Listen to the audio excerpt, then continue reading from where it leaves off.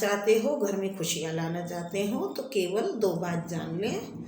हमारे वैदिक ग्रंथों के अनुसार होली केवल रंगों का त्यौहार नहीं है, बल्कि पितृ ऋण चुकाने का त्यौहार भी कहा गया है।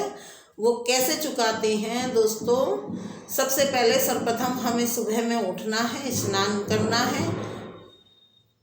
जिस दिन होली जलती है उस दिन हमें 22 जोट बताशे की, यानी कि जोट का मतलब क्या होता है? दुगना।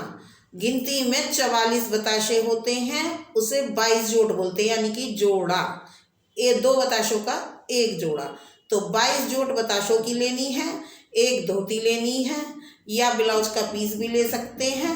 वो गुलाबी नीला काला रंग ना हो, इस तरह का रंग हो, गुलाबी सफ़ेद।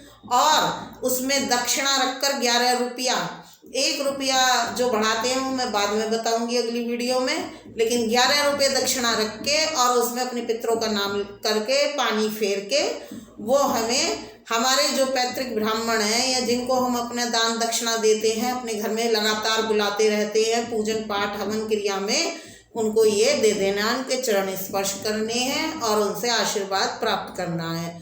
अब दूसरा, जब घर में किसी की मृत्यु हो जाती है, किसी के घर में होली वाले दिन किसी की मृत्यु हो जाती है, तो जिसे हम बोलते हैं कि आन पड़ गई, अब हमारे यहाँ ये त्यौहार नहीं बनेगा, तो उस रीति को खोलने का जो तरीका है वो किस तरह से हमें करना चाहिए ताकि हमारे घर में कोई दोष भी ना लगे और हम त्यौहार फिर से पुनः बनाने लगें। क्योंकि प्रकृति का जो नियम है वो यही है, परिवर्तन। ऐसा नहीं होता कि पीढ़ी दर पीढ़ी हमारी रस्में नहीं निभाई जाएंगी।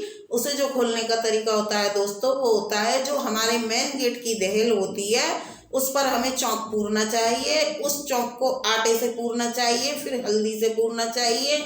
उसके बाद जो ढाल होती है, एक ढाल और 10 बुरकला लगाकर गोबर के उस पर रख देने चाहिए।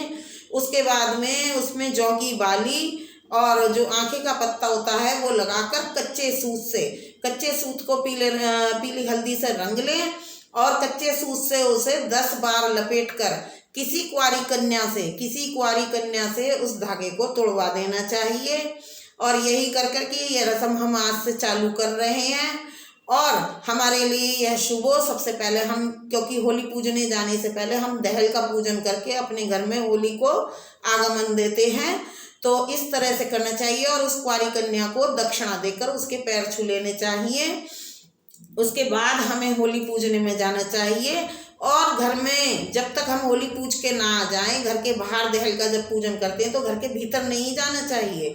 जब हम पूजा करके आ जाएं तभी हमें वहाँ से जो जल हम होलिका पे चढ़ा कर आते हैं, दोनों कोने से लाकर सतिये काढ़ कर तब हमें घर में प्रवेश करना चाहिए। और वो जो दहल पे जो सामान रखा है वो उस लड़की से थोड़ा सा हटवा देना चाहिए ताकि उसको ये हो गया जो स्थापित है वो थोड़ा सा हट जाए और आप प्रवेश कर सकें।